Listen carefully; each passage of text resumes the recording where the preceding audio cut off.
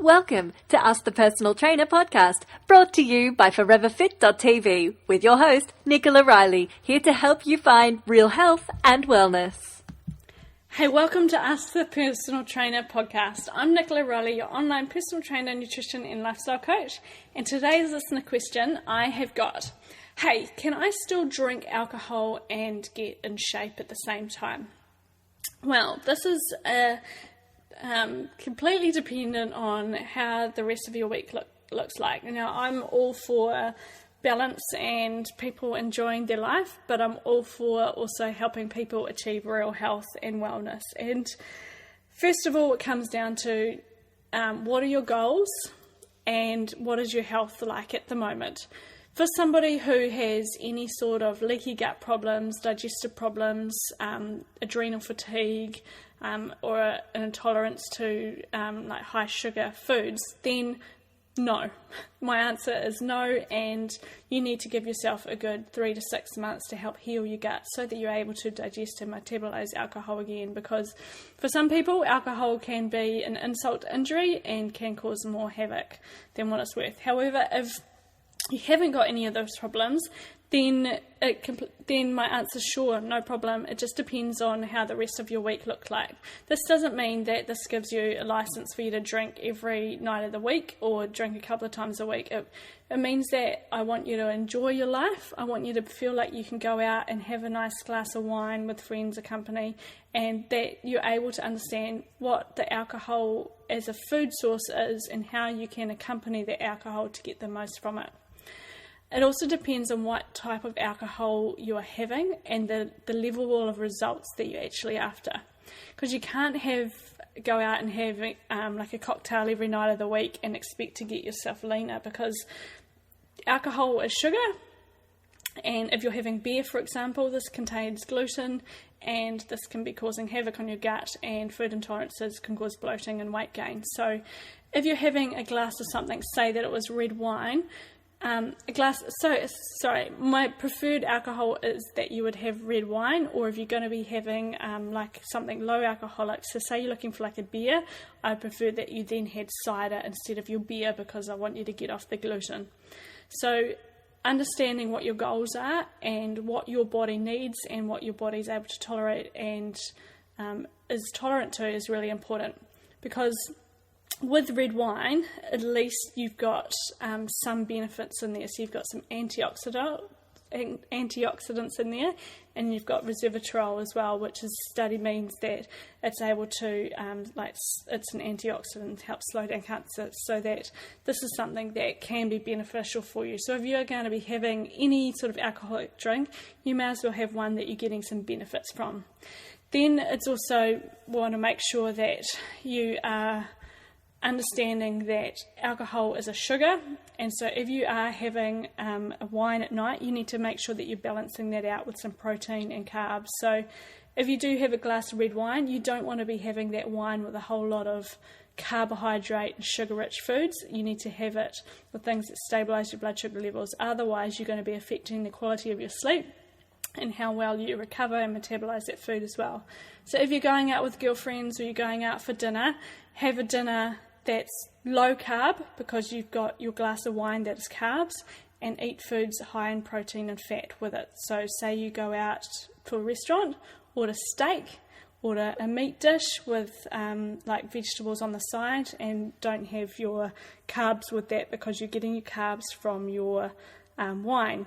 An example of doing this wrong would be going out for dinner, having like chips as a snack, having a couple of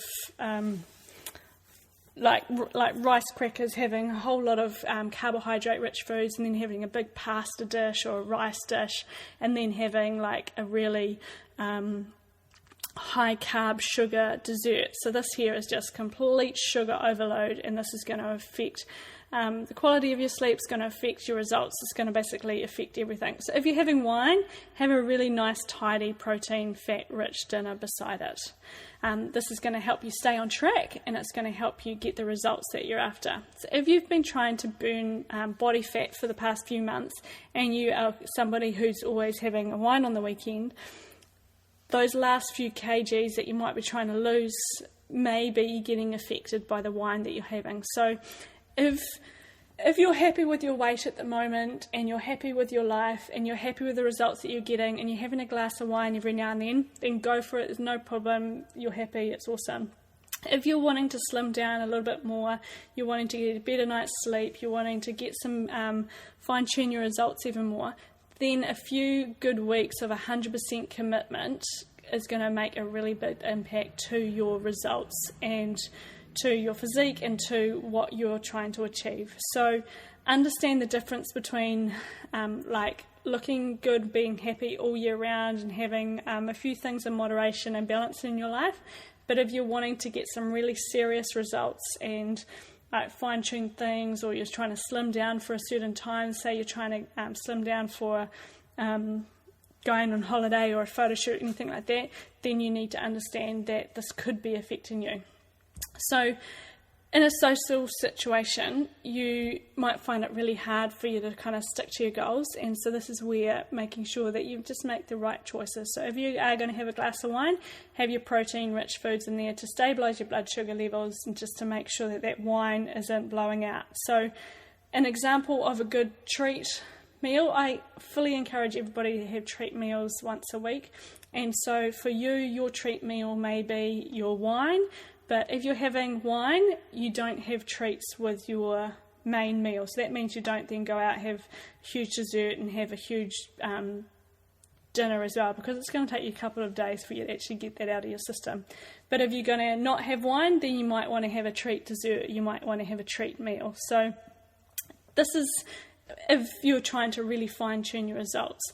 So making sure that you understand what your decision is, how clear you're wanting to be about your goals is going to make a really big effect on my answer to this question. So to summarise, if you are completely happy with how things are at the moment, you're not trying to fine-tune things anymore, you're getting good night's sleeps, and you just want to be heading out once a week and having a wine once a week, then go for it. Got absolutely no problems with that, and that's what life is all about. However, if you are having any digestive problems, you're having problems with your sleep, you've got any cortisol problems, you're not waking up feeling energized, you've got distressed guts or any sort of bloating or problems like that, or you feel you've got some food intolerances that you need to fix, well then you need to start to just fine-tune your diet and find out what's actually working for you. Number one, make sure the alcohol that you are drinking is good quality alcohol, and that you aren't drinking that alcohol and eating a whole lot of junk food with that as well. So to answer your question is, can you drink alcohol and get in shape? Yes, you can, but you've got to do it the right way around.